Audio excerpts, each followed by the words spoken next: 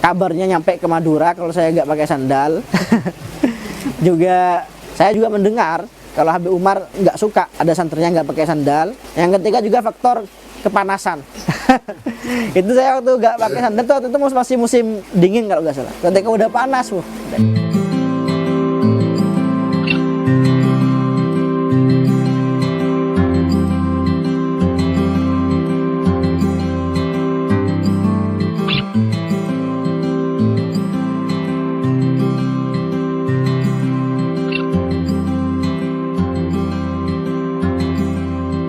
Nama saya Ismail bin Amin Khalil. Itu mungkin selama ini banyak yang nanya kepada saya kok namanya Ismail sedangkan adiknya namanya Ibrahim. Nah itu karena nama saya ini pemberian kakek saya. Ya kakek saya Kiai Haji Khalil Yasin, yang mana beliau cucu langsung dari Syekhona Khalil Bangkalan. Itu ketika ibu saya hamil, itu beliau ini kasyfan anhu. Beliau kasyaf dan mengatakan kepada umi saya kalau nanti lahir anaknya namakan Ismail. Padahal beliau nggak tahu, umi abah juga nggak tahu. Apalagi saya masih dalam kandungan. Apakah yang keluar adalah anak laki-laki atau perempuan? Kata beliau tafaulan. Jadi mengharap-harap baik anak ini kelak akan menjadi orang alim seperti Syekh Ismail Zain. Karena memang waktu itu salah satu ulama yang populer khususnya di Madura itu adalah Syekh Ismail ibn Utsman Zain, seorang ulama besar dari Yaman yang kemudian pindah ke Mekkatul Mukarramah, dan sekarang dakwah beliau dilanjutkan oleh Syekh Muhammad ibn Ismail Zain tiap tahunnya. Domisili saat ini di Pondok Pesantren Al-Muhajirun Kir. Jadi saya lahir di kota, di Pondok Pesantren Al-Falaq Salafi Al-Khalili, sebuah pondok yang didirikan oleh Kiai Yasin, menantu dari Syekhona Khalil. Kemudian baru 28 abah pindah ke sini, hijrah ke sini, kemudian membangun pondok pesantren yang dinamakan Pondok Pesantren Al-Muhajirun. Kesibukan saat ini selain mengurus santri juga aktif berdakwah, ya khususnya dalam dunia ceramah dan dunia sosial media, di Instagram khususnya. Ada organisasi, saya dikasih jabatan sebagai wakil ketua MDS Rijalul Ansor Jawa Timur. Jadi MDS Rijalul Ansor ini majelis zikir sholawat, salah satu banomnya NU juga, yang mana bergerak di bidang dakwah dan kebanyakan dalamnya adalah para gus, para lora, putra-putra kiai.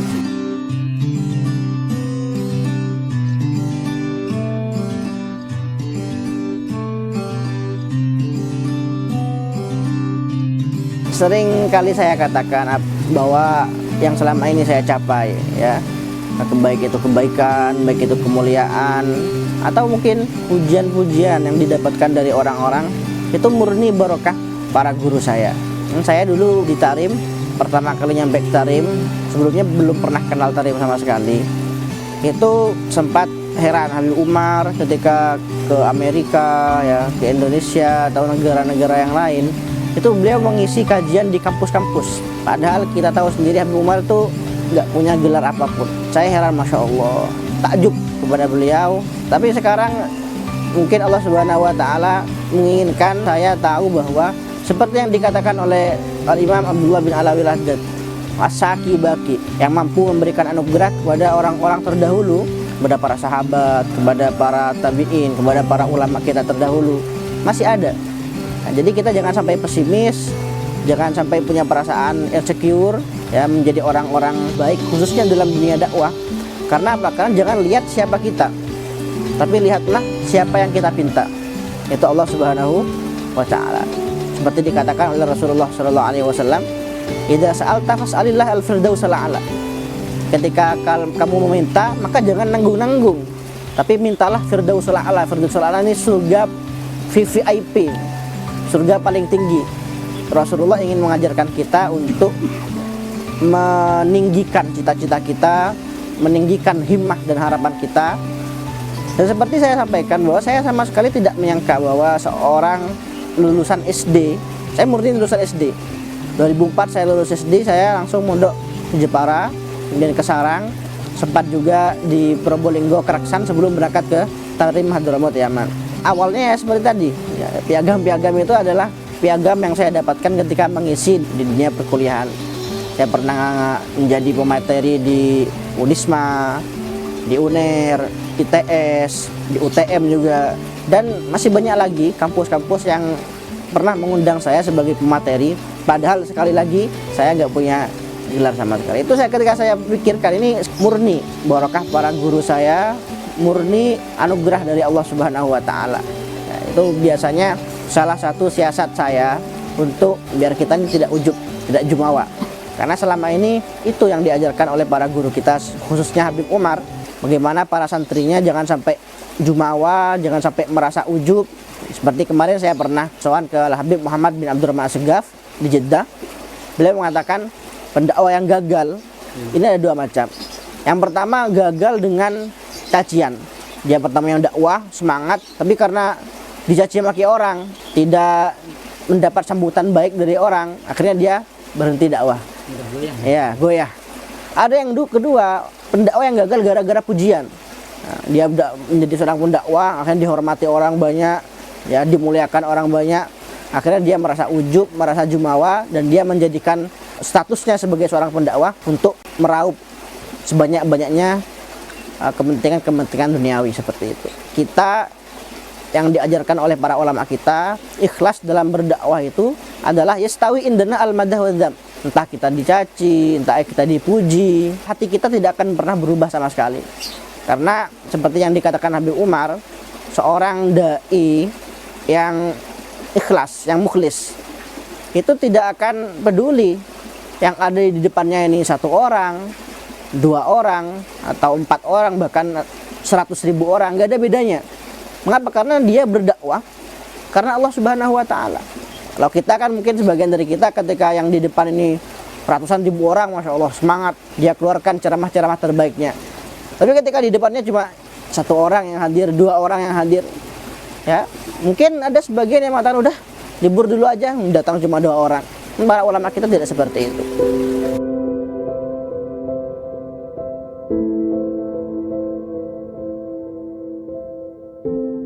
Saya punya seorang ayah yang bisa saya katakan tegas, yang menginginkan para putra-putranya ini menjadi seorang ahli ilmi. Ya, jadi beliau ini mulai dari dulu sering mengatakan kepada anak-anaknya bahwa saya ingin anak-anak saya ini ranking 1. Oke, itu pesan yang saya ingat dari beliau ketika pertama kali saya mondok di Sarang. Itu pesannya 1, anaknya Abah harus ranking 1. Dan alhamdulillah itu bisa melecut semangat dari saya untuk menjadi yang terbaik, untuk semangat dalam ujian khususnya, sampai mendapatkan nilai-nilai yang lumayan lah bisa dibanggakan oleh kedua orang tua. Saya waktu di situ, itu tahun pertama saja saya nomor 2, selebihnya nggak pernah turun dari nomor 1.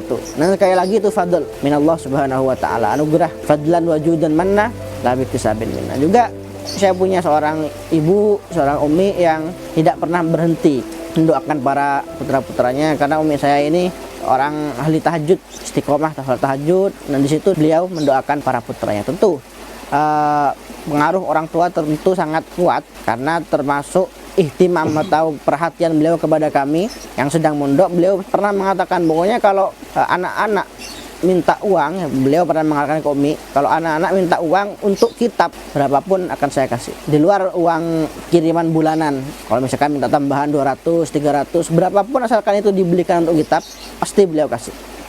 Waktu pertama kali saya mondok itu gak tanggung-tanggung, itu langsung ke Jepara dulu, Darul Falah Amsilati, asuhan Kyai Haji Taufikul Hakim. Itu Umi cerita sendiri, katanya berhari-hari itu masak sambil nangis, nggak tega. Anaknya masih kecil, umur 11 tahun, sudah mondok jauh ke luar Madura ya. Jadi itu penting sekali untuk para orang tua. Karena ada orang tua itu gak tegaan, mau mondokin anaknya gak tega, kasihan. Jangan seperti itu. Lebih baik kita tega sekarang daripada nanti anak kita gak jadi apa-apa. Intinya yang paling saya rasakan sampai saat ini, barokah yang masih saya rasakan sampai saat ini, itu barokah pertama taklim kepada guru. Jadi saya ketika di Sarang, ketika di Tarim, ini fanatik apa ya? Kayaknya kita harus fanatik kepada guru, harus totalitas dalam memuliakan guru kita. Saya waktu di Sarang itu sudah lulus. Di Sarang itu sudah belajar kitab Mughni Labib, kitab Nahwu yang di Tarim pun nggak dipelajari. Ada juga belajar Alfiyah, sudah hafal sampai tamat saya. Dan kitab-kitab yang lain, Minhaj juga sudah belajar. Tapi ketika saya sampai Tarim, masuk kelas Iqdad, Darul Idrus waktu itu, saya harus ngaji Jurmiyah lagi. saya harus ngaji kaidah imla lagi. Jadi waktu itu untuk melecut semangat saya, di setiap kitab saya tulis qara'tu hadzal kitab imtitsalan li amri Sayyidil Habib Umar. Dan sampai sekarang masih ada di kitab-kitab nahwu, kitab-kitab imla. Oke lah, saya sudah pernah belajar kitab ini. Saya mungkin sudah bisa dikatakan udah lebih dari cukup sangu saya dalam ilmu ini. Tapi ini adalah peraturan yang ditetapkan oleh Sayyidil Habib Umar. Harus saya laksanakan, harus saya lakukan. Makanya itu salah satu kunci kesuksesan yang mungkin banyak tidak kita sadari, adalah bagaimana kita menghormati para guru kita. Itu yang membuat para ulama kita terdahulu, kalau kita melihat sosok-sosok seperti para habaib yang masyhur, yang dengan kealimannya, sosok seperti Habib Umar, Habib Ali Al-Jufri, seperti Syekhona Khalil Bangkalan. Jika kita membaca sejarah mereka, itu yang paling menonjol itu adalah bagaimana mereka takzim kepada guru mereka. Takzimnya mereka kepada guru mereka sangat luar biasa. Itu takzim kepada guru, dan mungkin nazrah. Kita akan mempercayai seperti ini. Kita sering mendengar di tarim nazrah. Nazrah itu bukan hanya pandangan kita kepada seorang guru. Ada makalah yang mengatakan bahwa para ulama Ba'alawi, habaib Ba'alawi ini mendidik para santrinya dengan nazrah.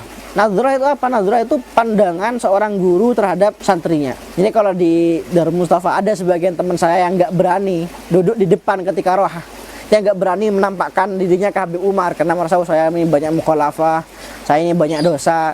Saya justru duduk di depan, justru ingin memperlihatkan diri saya kepada Habib Umar. Karena saya yakin tidak ada ulama, apalagi guru kita sendiri, yang punya niat buruk atau kehendak buruk kepada santrinya. Kalau memang kita terlihat di hadapan beliau banyak dosa, banyak maksiat, apa kira-kira yang akan dilakukan oleh beliau? Nggak mungkin mendoakan buruk, pasti mendoakan yang baik-baik. Prinsip saya selama ini, dan juga saya sering menyampaikan kepada orang-orang, kita harus punya prinsip jangan pernah menyerah untuk menjadi orang baik. Jadi bahasanya Al-Imam Al-Haddad dalam kitabnya Adabus Sulukil Murid, siru ilallah urujan wa makasir. Berjalanlah kepada Allah Subhanahu wa taala meskipun terpincang-pincang, meskipun merangkak, meskipun terpatah-patah. Yang penting sampai kepada Allah Subhanahu wa taala. Jangan sampai ketika kita merasa punya banyak dosa, jangan sampai ketika kita merasa banyak maksiat, itu justru menghalangi kita dari Allah Subhanahu wa taala. Jadi pernah Habib Umar itu ditanya, "Habib, saya ini malu kalau duduk sama panjenengan. Saya ini banyak dosa, saya ini banyak maksiat. Saya malu duduk sama para habaib. Gimana Habib solusinya?" Maka Habib Umar berkata, "Kalau kamu itu kotor, ternodai oleh kotoran, maka jangan malah tambah menjauh dari sumber. Jangan tambah menjauh dari sungai. Tetap mendekat ya. Meskipun kita sadar kita tidak pantas, tapi Allah Subhanahu wa taala yang Maha memantaskan kita. Juga saya waktu dari mondok di Sarang diajarkan oleh guru saya Syekhina Maimun Zubair untuk takzim kepada para habaib. Itu yang saya usahakan sejak dulu, meskipun ketika di Tarim itu mulai luntur. Ya, setiap hari ngumpulnya sama habaib. Itu di Sarang itu mungkin habaibnya cuma 12 orang, 13 orang dari sekian ribu santri. Nah, saya masih ingat waktu itu 2 tahun sebelum saya pulang, saya boyong dari sana, saya pernah nyuciin bajunya seorang habib yang teman kelas saya sendiri. Juga ketika saya tarim, ketika misalkan ada seorang habib yang buat saya jengkel, kan habib, maksudnya habib itu kan sama seperti kita ya, bersyariahnya kelihatan seperti kita. Tapi setiap kali saya jengkel kepada seorang habib, saya camkan dalam hati saya, ingat kamu siapa, dia siapa. Habis itu udah saya bisa tenang, bisa gak jengkel lagi seperti itu.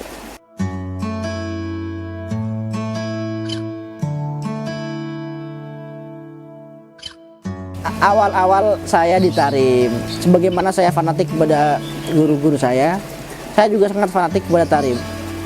Jadi saya sebelumnya belum tahu itu Tarim apa. Bahkan ketika saya di Keraksan, di Probolinggo untuk karantina, itu kami dipanggil Ashab Hadramut. Oh, Tarim sebelumnya sama sekali belum pernah mendengar. Ya, tapi ketika saya nyampe pertama kali ke kota Tarim, saya masih ingat waktu itu. Lewat di depan Jembal, saya merasakan rohaniyah yang sangat luar biasa. Nah, saya waktu itu di bis, saya masih ingat saya nangis di bis. Saya minta pada Allah Subhanahu wa taala, "Ya Allah, saya gak muluk-muluk. Saya cuma minta ij'alni min ibadikas sholihin. Jadikan saya sebagai hamba-hambamu yang soleh." Nah, itu di tahun-tahun pertama, itu semua tentang Tarim saya telusuri. Saya mungkin pada waktu tahun pertama itu kalau hari Kamis libur, itu saya jadwalkan keliling masjid-masjid Tarim sambil bawa kitabnya yang di situ ada keterangan tentang masjid-masjid tersebut. Nah, di situ waktu pertama kali di Tarim, itu kan kita mendengar bahwa Tarim dubirat biaqdamis sholihin ya. Tanah Tarim ini ibaratnya disucikan oleh kaki-kaki para ulama, oleh kaki-kaki para aulia. Nah, salah satu yang saya baca waktu itu petikan syair karya Al-Habib Abu Bakar bin Syihab. Idza nahnu zurnaha wajadna turabaha yafuhu syadan kal ambaril mutanaffisi wa namshi hufatan fi tharaha ta'adduba narak annana namsi biwadin muqaddasi. Jadi kata beliau, ketika kami di Tarim, kami berjalan tanpa alas kaki. Mengapa? Karena kami meyakini kami sedang berjalan di atas tanah yang suci, wadi muqaddas, di lembah yang suci, sebagaimana Allah Subhanahu wa taala memerintahkan kepada Nabi Musa ketika masuk ke Tur Sina. Allah Subhanahu wa taala berfirman, "Ikhla'na 'alaik," copot kedua sandalmu, innaka bil wadil muqaddasi tua. Tapi lama kelamaan karena kabarnya nyampe ke Madura kalau saya nggak pakai sandal. Saya juga mendengar kalau Habib Umar nggak suka ada santrinya nggak pakai sandal. Yang ketiga juga faktor kepanasan. Itu saya waktu nggak pakai sandal tuh, waktu itu masih musim dingin kalau nggak salah. Ketika udah panas, hanya berjalan 3 bulan, 2 bulan saya nggak pakai sandal. Habis itu saya pakai sandal sampai pulang.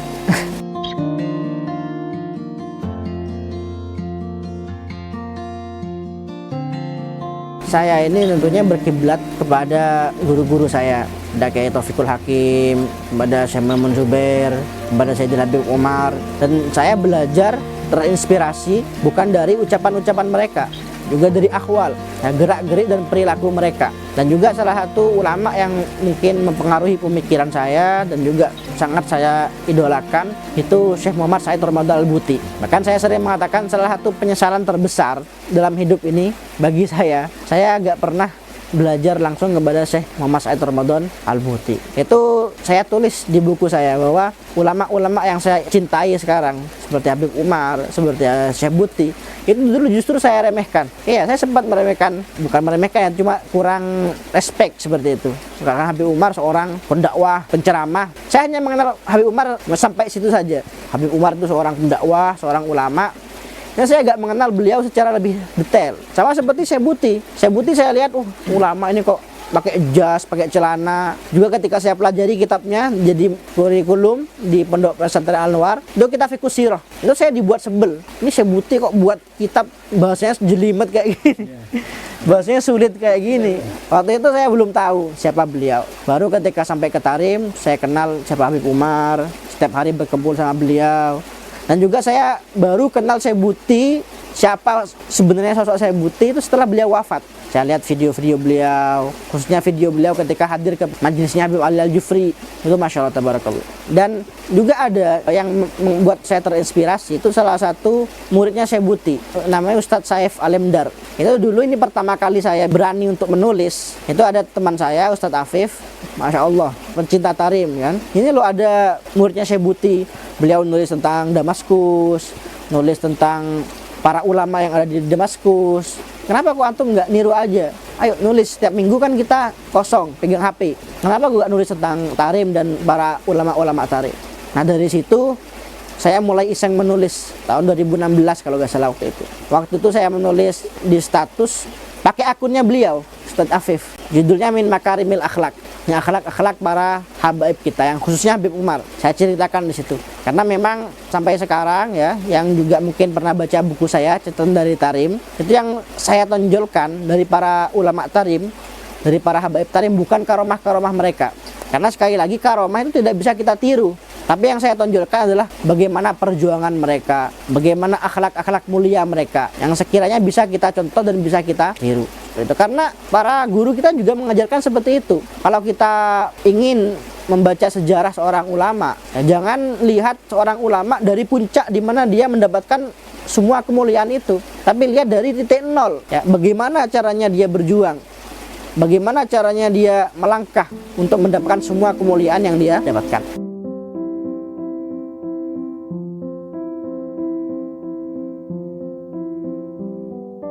Pesan saya kepada para penuntut ilmu, kepada para santri, Jadi kalian harus sadar ya bahwa kita ini para penuntut ilmu oleh para guru kita dididik bukan hanya menjadi orang soleh, bukan hanya kalau bahasanya Habib Umar, solihin li anfusihim. Kita ini nggak disiapkan untuk menjadi orang yang baik hanya untuk diri kita sendiri, tapi kita dituntut bagaimana kita bisa menyebarkan manfaat dan kebaikan kepada orang lain. Oleh karena itu jangan sampai malu sebagai seorang santri, jangan sampai insecure sekarang sebagai seorang santri untuk berdakwah, khususnya dakwah sosial media. Karena kita ketahui sosial media ini pengaruhnya di zaman sekarang ini sangat luar biasa. Jadi dakwah-dakwah seperti ini di YouTube, Instagram, Facebook, ini jika seorang ikhlas dalam menjalankannya, ini bisa menjadi ladang pahala yang sangat luar biasa. Jadi seperti TikTok. TikTok ini kan kesan orang-orang terhadap TikTok ini buruk.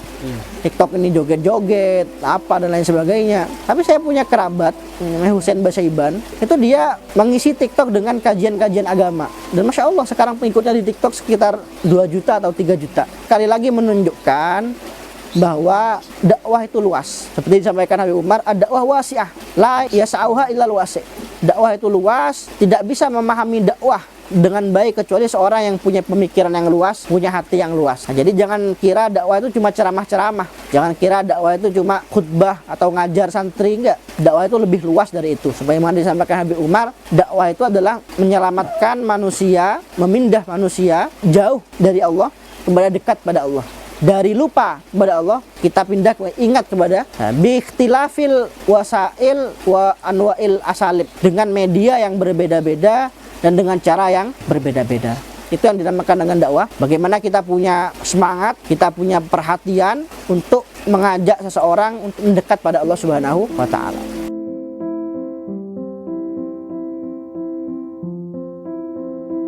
Jadi kalau ingin mengetahui sekilas pandangan saya tentang beliau, itu kebanyakan sudah saya tulis dalam buku catatan dari Tarim. Jadi ya saya selama 6 tahun lebih duduk bersama beliau, saya mengetahui sendiri Habib Umar adalah sosok yang sangat luar biasa, yang mana beliau membuat saya sadar bahwa di dunia ini ada seseorang yang memang mewakafkan hidupnya hanya untuk Allah Subhanahu wa taala. Allah wa Rasuluh, Allah wa Rasuluh. Nah seperti itu. Yang kalau kita perhatikan ceramah-ceramah Habib Umar itu mengajak kita untuk apa? Cinta Allah dan Rasulnya. Dan tentunya banyak sekali ya kenangan-kenangan yang sangat mengesankan bagi saya bersama Habib Umar. Itu yang bisa saya petik pelajaran dari beliau. Beliau tidak pernah menjelekkan siapapun. Yang paling terkesan tentunya ketika saya pernah 2 kali diamanahkan untuk menjadi wakil para pelajar berbicara di hadapan Habib Umar. Itu saya jadikan kesempatan untuk mengeluarkan unek-unek saya selama ini. Itu waktu itu wallah alam, tapi saya melihat Habib Umar sampai menangis. Yang sambutan kedua yang di gunung di madrasah, Habib Umar sampai menangis. Kalau yang di Darul Idrus itu orang-orang heran sampai Habib Umar ngelihat seperti ini. Habib Umar itu kan biasanya tujuannya agar muridnya agak ujub, muridnya agak jumawa, kan jarang sekali tersenyum di hadapan para santrinya, ya kan? Jarang sekali. Intinya wajah beliau di hadapan santrinya datar sekali. Dan juga ketika ada santrinya berceramah, beliau mungkin seperti ini. Ya kan, pura-pura tidur atau memang tidur beneran, karena waktu tidur beliau sangat sedikit. Tentunya itu merupakan salah satu hal yang berkesan bagi saya. Ada juga tuh momen yang menurut saya sangat luar biasa sekali. Saya tuliskan dalam buku catatan dari Tarim. Itu pernah suatu ketika kita panitia daurah itu berkumpul di rumah Habib Umar. Nah pada waktu itu Habib Umar ternyata belum datang, masih ada di luar. Yang asalnya jam 9 jadwalnya, beliau datang jam setengah 10. Itu beliau nyampe ke rumah beliau, langsung beliau duduk di depan, terus beliau berkata, maafkan saya mengambil waktunya kalian semua. Ini waktu setengah jam ini memang mungkin sedikit, tapi kata beliau kalau dikumpulkan waktu kalian semua setengah jam ini jadi banyak. Maafkan saya jika saya membuat waktu kalian ini sia-sia. Nah, jadi saya bilang dalam hati, Habib, andaikan telat setengah jam antum Habib, telat sampai pagi pun kami masih ridho. Tapi itu termasuk adab beliau. Bagaimana beliau tidak gengsi meminta maaf bahkan kepada para santri. Jadi terima kasih, saya Ismail Amin Khalil mengucapkan jazakumullah khair Al-Wafa Jember. Saya sangat mengapresiasi jerih payah mereka dalam menyampaikan dakwah-dakwah khususnya pada para pemuda via sosial media.